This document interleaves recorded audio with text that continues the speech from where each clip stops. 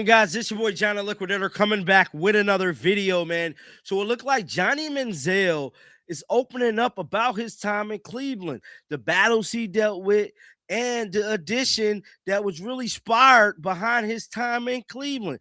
Now, we know Johnny Football was a big name back in the days, man. It seemed like a while ago.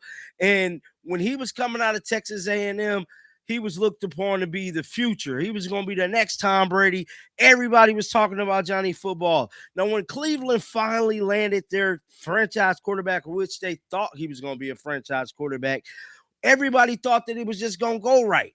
Well, I'm here to tell you, it didn't. The Cinderella story was over. Johnny Manziel got the money and went crazy. Now, the media do what they do. Now, we all could agree that the Cleveland Brown media was not very friendly to no damn quarterbacks. It's been like that way before Johnny even got there.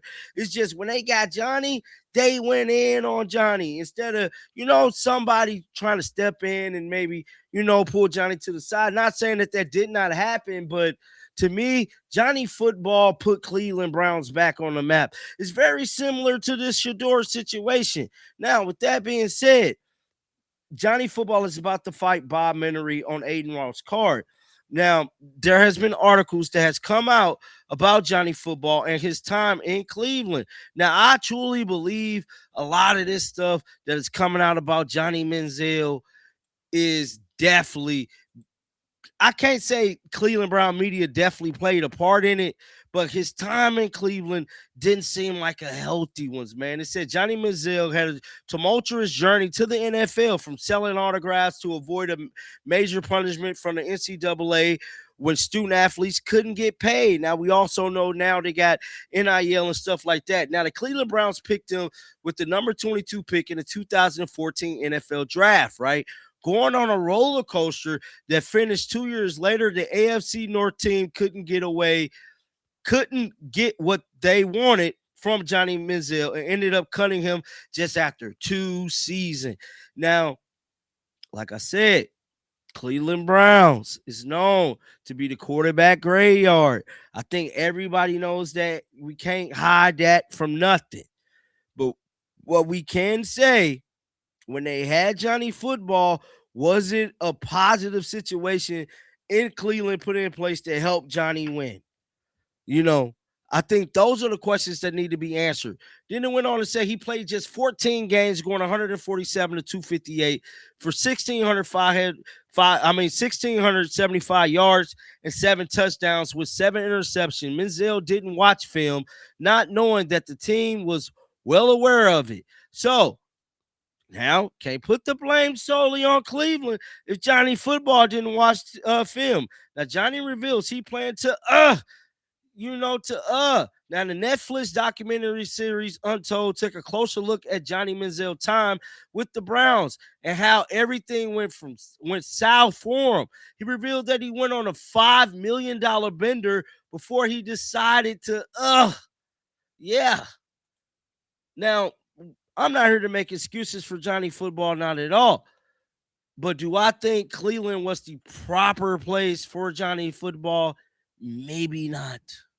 Maybe it just wasn't a good decision for him to be in Cleveland when we I don't know, man. I don't want to badmouth Cleveland, but we see what's going on with Shador, bro. And that's all I'm going to say. But this was Johnny on Shannon Sharp speaking about his time in Cleveland. And I remember, this is how bad off I was whenever I was in Cleveland. LeBron would text me every week to come over to the house and watch a game or play poker with the boys and just tried to be there. And I was so depressed for the first time in my life that even my biggest role model and inspiration in my life couldn't get me out of bed to come and hang out with him. Wow. When I went to the Cavs games, I was in, I was out. I didn't really grasp and latch on to him in a way that I should have. And he tries to take me under his wing, right? And I'm just kind of nudging it away because of where my mental is and being just fully depressed in where I was in my life. Is that an excuse? Absolutely not. Because at the end of the day, the respect that I should have for them, giving me everything, should trump all else. The shame that I have for letting guys down like Cedric Aboye and like Jake Matthews and Mike Evans is the same shame that I carry with me to this day about letting down Joe Thomas as a guy who's in the end of his Hall of Fame career and is looking for somebody to come in and lead this team, and then you get me. It's tough, you know, it's embarrassing. It's embarrassing to have been the guy that have let down some overall really great athletes of my time and of my generation. They did more for me than I gave in return to them. And what a shallow, kind of selfish way of life that I was living at that point in time. And I have a lot of regret. Like, I regret wasting a couple of Joe Thomas's last years in Cleveland. I regret disrespecting LeBron and not making taking advantage of that situation. That's making sure what it meant to me. Showing him that I give a fuck enough to just do what's right. You know, at that point in time, I was so selfish that I was dragging everybody that was tied to me through the mud. Now it's regret. I'm not harboring on this in any kind of way. I'm just calling it exactly what it is in the way that I feel about it. And, you know, I owe those people an apology. And hopefully one day down the line, I'll be able to have the opportunity as a man to be able to look them in the eye and be able to do that. As we sit here today, how is Johnny Manziel doing? Probably the happiest I've ever been in my life. I feel like I'm on the right path to where I need to go. And as Johnny Manziel, not as Johnny Football. You were once married, and this is the last one. You were once married. Could you see yourself being married again, or is there someone in Johnny Manziel's life that's keeping Johnny grounded? Nope.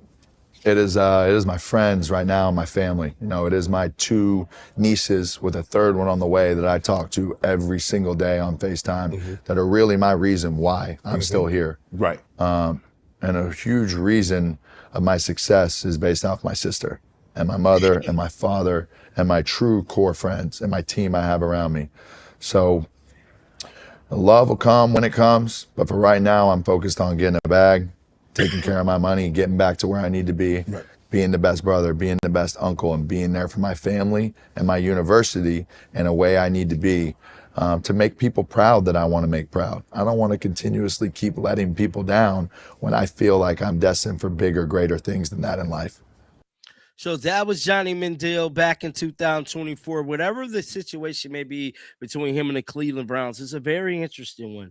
I don't want Shedeur to end up being the next Johnny Manziel, and I don't think he will be. But the fact of the matter is, there's growing concerns. Look at what happened with OBJ when he went to Cleveland. Like, look at all these said things. But I don't know, guys. Get down in the comment section. Let me know y'all thoughts about this. Be sure to subscribe to the tribe. Until next time, man, shake the haters off. I'm out of here, y'all. Peace.